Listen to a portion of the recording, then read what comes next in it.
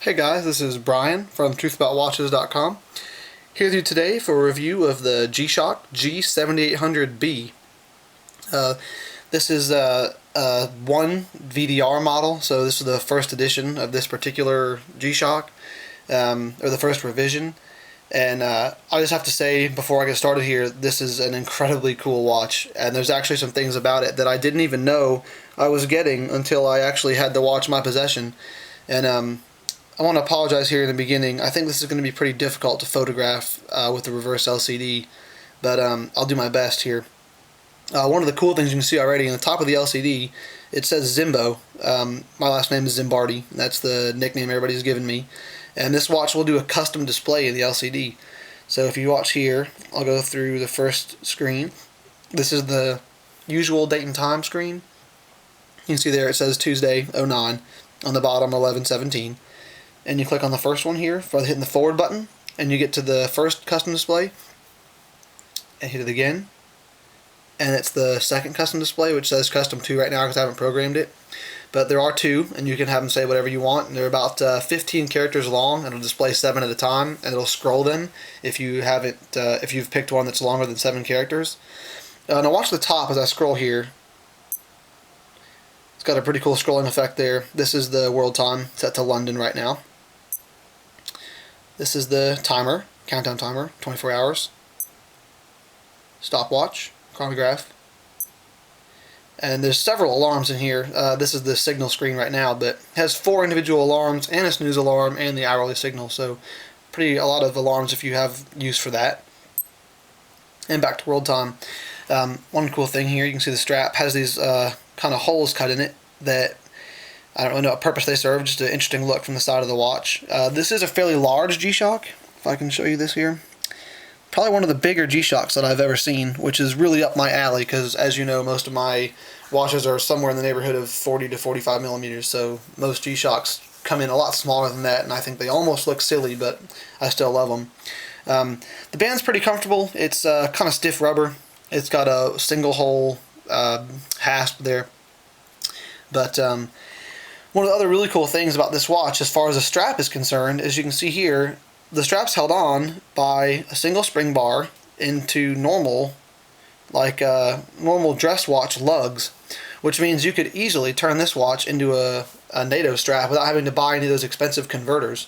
So if you're a NATO strap fan, this would definitely be the G-Shock for you, because all you have to do is pop the strap out and slap a NATO band on it, which I believe just by looking at it, it's about 18 millimeters. I'd have to measure to be sure, but that was a pretty cool feature because it saves you about $30 from having to put a NATO strap on it. You know, the strap is 20 and the adapters are 30, so it's a pretty good savings if you want to do that.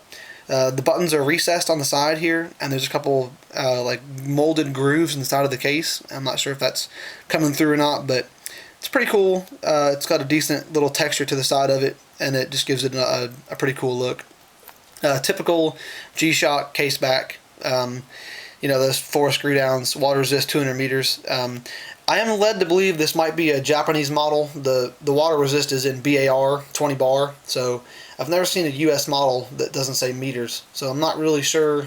I could be wrong, but a couple other cool things about this particular watch. It does have the flashing LED alerts, and we'll do real quick here is go into the alarm screen, and you guys will get a quick preview here of how to set this watch up, and we'll skip to the one I want.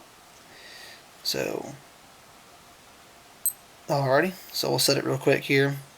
And one of the things about most G-Shocks, the buttons are kind of hard to press. This one's no different.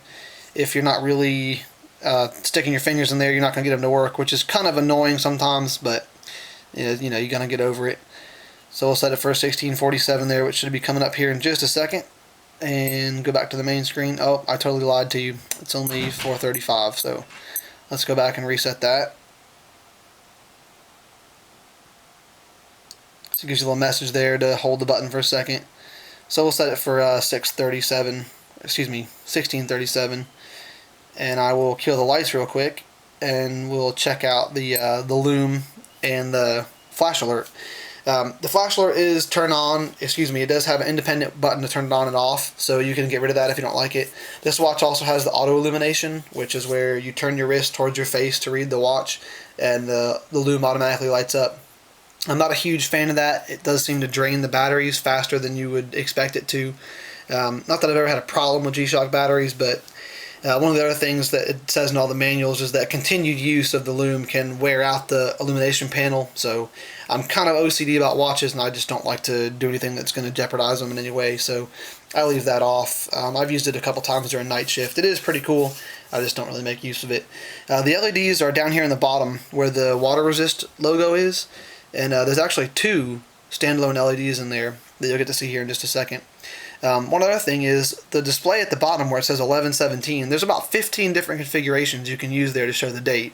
It will actually show you the word like NOV for November, OCT for October, and a date. It'll show you any combination of MMDD, DDMM, three-digit letters, or excuse me, 3-digit combinations.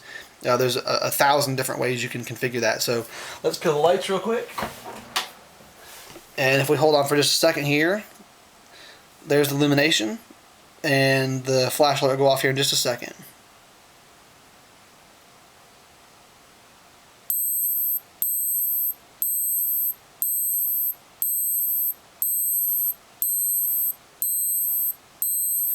And it actually looks like I lied to you guys. There appears to be 3 LEDs in there. I thought there was only 2. But you can see there, it's just a typical G-Shock illumination, and you actually get a better view of the LCD there than you would through the camera otherwise, I think. You can see the display pretty clearly. But regardless, this is a really cool G-Shock, and I'm really glad that I picked this one up, and it's going to probably get a lot of wrist time in the next couple weeks. It's kind of become one of my favorite watches in a hurry. So if you're in the market for a bigger G-Shock with a reverse LCD, you can pick this up for about $78 off Amazon. If you get lucky on eBay, they're even cheaper than that. I think I found this one for $62, so can't beat it with a stick. This is a great watch, and I love G-Shocks, and this is no exception. So that'll be it for today, and I'll see you guys next time.